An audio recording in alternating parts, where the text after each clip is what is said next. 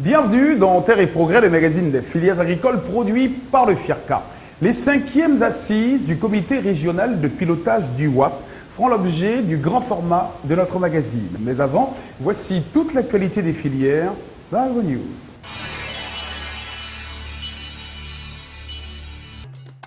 Dans le cadre de la mise en œuvre du programme de productivité agricole en Afrique de l'Ouest PPA-WAP,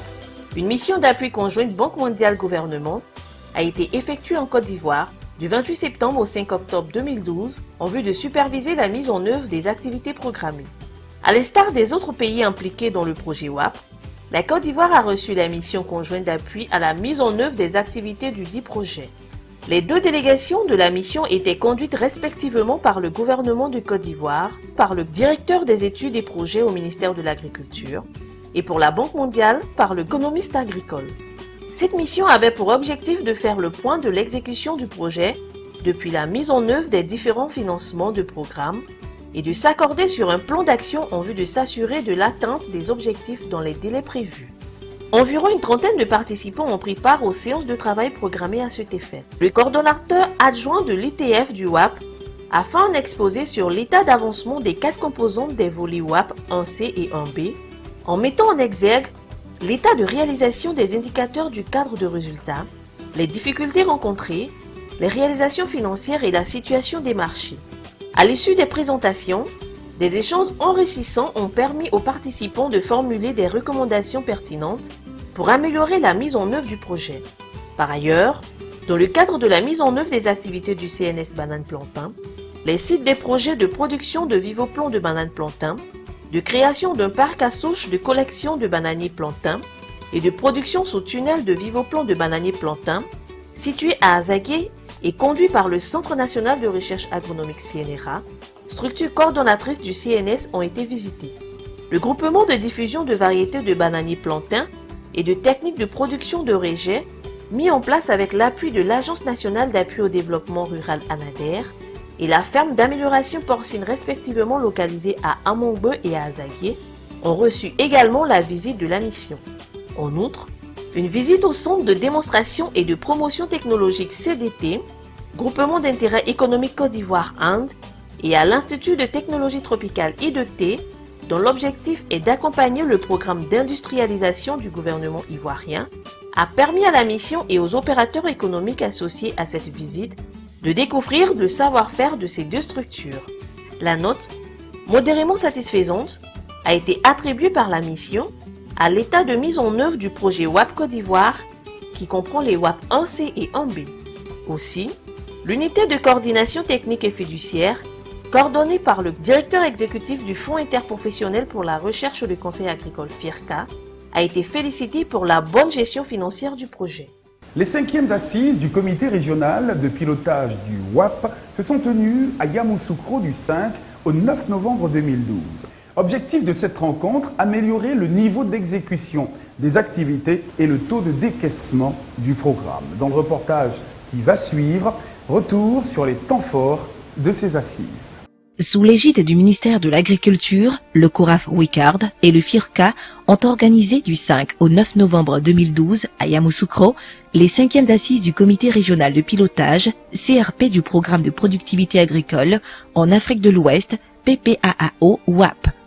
Environ 150 experts et membres du comité régional de pilotage du programme de productivité agricole en Afrique de l'Ouest PPAAO-WAP, issus des 13 pays concernés sur les 15 de la CEDEAO, ont pris part à cette rencontre avec comme objectif améliorer le niveau d'exécution des activités et le taux de décaissement sur les ressources du programme. La cérémonie officielle de ces 5e assises annuelles ont été l'occasion pour le ministre ivoirien de l'Agriculture, Coulibaly Mamadou Sangafoua, de déterminer les 3 résultats majeurs attendus aux sorties des travaux de cette rencontre. Toutefois, il a invité les acteurs de mise en œuvre et bénéficiaires à tout mettre en œuvre pour mériter la confiance placée en eux à travers la CEDEAO et l'Union du fleuve Mano. Premièrement, suite à l'extension du programme aux pays du WAP 1C, que sont le Bénin, la Gambie, la Guinée, le Libéria, le Niger, la Sierra Leone et le Togo, il est impératif de définir de nouvelles règles et procédures de fonctionnement du CRP pour tenir compte, bien évidemment, de cette extension. Deuxièmement, Les présidents des comités nationaux de pilotage du programme de productivité en Afrique de l'Ouest devront examiner et adopter avec toute l'attention voulue le programme de travail et de budget annuel au titre de l'année 2013 du CORAF-WICAR pour assurer une coordination régionale performante. Le troisième et dernier résultat attendu est l'adoption de dispositions pour la clôture de la première phase de 5 ans pour les 3 pays du WAP 1A et l'avènement bien entendu du WAP 2A. Tous ensemble, acteurs de la mise en œuvre et bénéficiaires du programme de productivité agricole en Afrique de l'Ouest,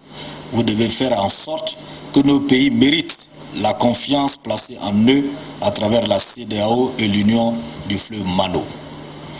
Les financements reçus par les 13 États de la CEDEAO participant à ce programme sont destinés à l'amélioration de la productivité agricole tout en favorisant l'intégration régionale comme instrument de promotion d'une croissance partagée et de réduction de la pauvreté dans notre espace communautaire. Le programme de productivité agricole en Afrique de l'Ouest est également un modèle, et cela a été dit, de mutualisation de nos ressources, tant financières qu'humaines, pour relever ensemble le défi de la lutte contre la pauvreté et la faim. Le représentant de la banque a dans un premier temps présenté les objectifs du financement visés par la Banque mondiale, dit sa satisfaction pour la bonne avancée de la première phase et indiqué les défis à prendre en compte dans la mise en œuvre du PPAAO-WAP. Le programme de productivité agricole en Afrique de l'Ouest traduit en fait cette prise de conscience à travers le monde en général, mais aussi des pays africains,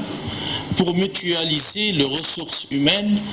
et les ressources financières dans le cadre de l'intégration régionale.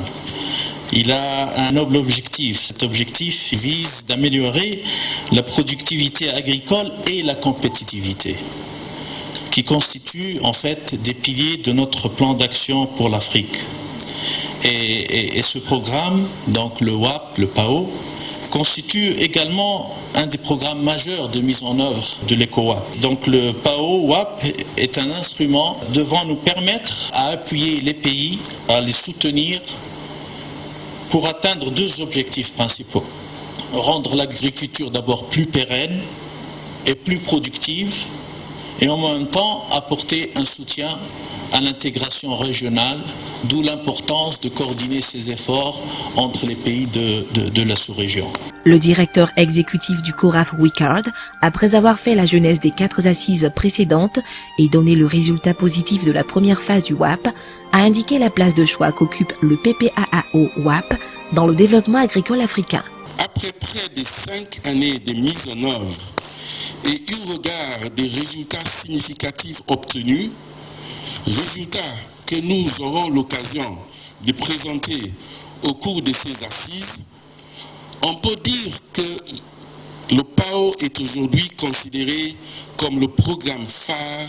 pour le développement agricole en Afrique de l'Ouest, grâce aux appuis de la CEDEAO, de la Banque mondiale et des autres partenaires au développement que sont la coopération espagnole,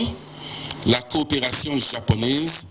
et la coopération danoise. Le PPAAO-WAP, piloté en Côte d'Ivoire par le Fonds interprofessionnel pour la recherche et le conseil agricole FIRCA, qui en est l'unité de coordination technique et fiduciaire, a été initié par la CEDEAO avec l'appui financier de la Banque mondiale pour soutenir la coopération régionale en matière d'agriculture en Afrique. L'objectif de développement de ce programme est de générer et de vulgariser des technologies éprouvées dans les pays de la CEDEAO dans les domaines prioritaires régionaux identifiés dans le plan stratégique du CORAF-WICAR, qui s'aligne avec le plan d'action du cadre de la politique agricole de la CEDEAO. La cérémonie officielle a été par ailleurs marquée par la visite des stands animés par différents acteurs du secteur, des opérateurs œuvrant dans la transformation ou le conditionnement de vivriers, bananes, manioc, graines de palme, pour montrer leur savoir-faire.